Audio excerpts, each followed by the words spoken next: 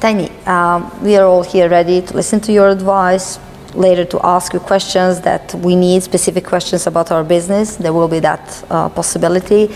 Also, we're ready to work, we're ready to dedicate, and that's it. We know what our road is, and we will take the road less traveled. But what happens when everything goes well, and we suddenly receive a certain amount of money that we're not used to? It's kind of a little bigger than our budget usually is. And one question that we would like to know, in order not to make a mistake, is how and when do you reward yourself? Okay, you're going to find this answer a little bit confusing. Okay, so let's say I wanted a nice standard new black Mercedes in 2 years' time. When you actually receive the Mercedes, there's no feeling at all. There's no feeling of joy, there's no feeling of everything, because when you wrote down that goal, you already owned it. Okay? You already owned the fact that you're going to make, tremendous income and be on that trip. So the thing with real goal setting is, and the fact that you've done it before and you've done it on smaller levels and you just keep increasing, as soon as you write that black Mercedes down, you own it. That's when you get excited. Not in 2 years when you actually have the keys. So that's the big thing where people don't understand. You own that car. As soon as you write it down, if you're a goal setter, you own that car. So the boring part is the 2 years that you've got to wait for it, okay? But you've already got, it's kind of like pushing a rock up a hill that's got snow, and then when you push it down the other end, it starts building a momentum, and then all of a sudden that rock has picked up so much snow that it's humongous. So once you've started that ball rolling. Okay, so the Mercedes is all part of in that ball, and something else is all part of in that ball. So what happens is that the feeling that you get when you decide is 10 times more powerful than the feeling when you actually pick up the keys for the car. With the amusement park, the day it opened, yes, it was a lovely day because it opened, but it's already been open for 10 years. It's always been open. You're talking about Bora Labyrinth. I'm talking about Bora Labyrinth. So as soon as I bought the block of ground, in my head, it took me 30, 40 seconds to put where the maze is, put where the restaurant is. So I already owned it. I already saw it. I already saw it every single day. We're actually doing a new addition to the park. As soon as I decided it's already there. The boring part is putting it all together. Everybody at the end sort of says, oh my God, the park's there. The park's, and you sort of go, I'm not really that excited because I've kind of seen it for 10 years. Do you know what I mean? It's kind of like directing my first film. And everybody said, oh, you're the director of the film, is it exciting? I said, well, not really, because I've seen the film 100 times in my head.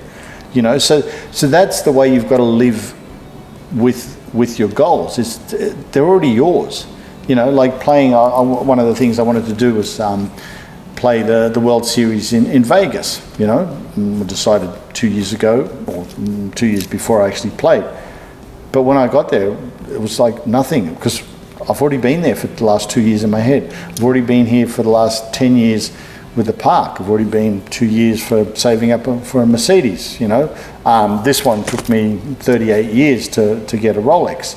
So I've already owned it for the last 38 years. So actually getting it, it's kind of like, okay, that was probably the longest out of the lot. But I've always owned it. I've always had it, It's always been there. It's just now you get the keys to the car or or the keys to the park. It's always been there. So your reward is, I suppose your reward is what you've got to that point to be able to then know that you're going to achieve what you want to achieve over the next 2 years, which let's call it a brand new Mercedes. So you've got the information, you've got all the knowledge, you've got the goal setting, you've got everything in place that you can own that item in 2 years' time. And so when you decide that's what you want, it's kind of like, well, it's already mine.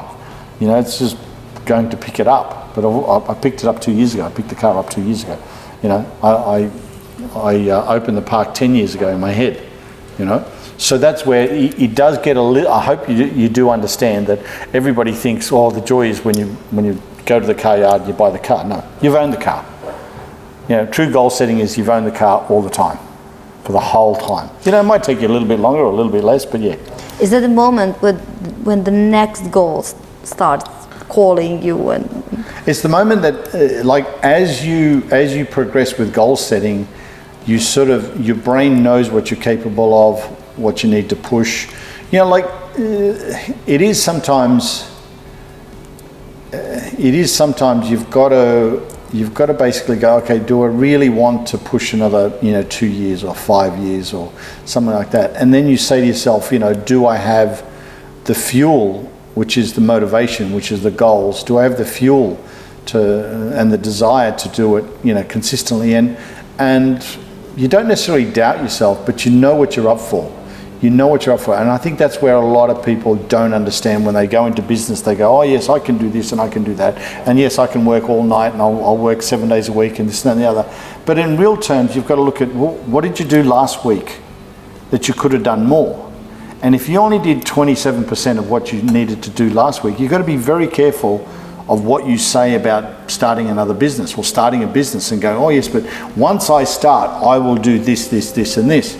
It's kind of like, okay, it's like saying, once I get to the Olympics, I will then start training for that 2 weeks and then run the race, because my race doesn't start for 2 weeks. No, you've got to do that, 8 or 12 years before the Olympics. You can't basically then go, okay, once I start the business, I'm going to do blah, blah, blah. I'm going to work 7 days, I'm going to do this. But at the moment, you're not doing the simplest things that you need to do when you say you're doing them. So this is where it becomes really tricky. It's like doing the routine all the time. Doing the routine all the time. When the competition comes, it just...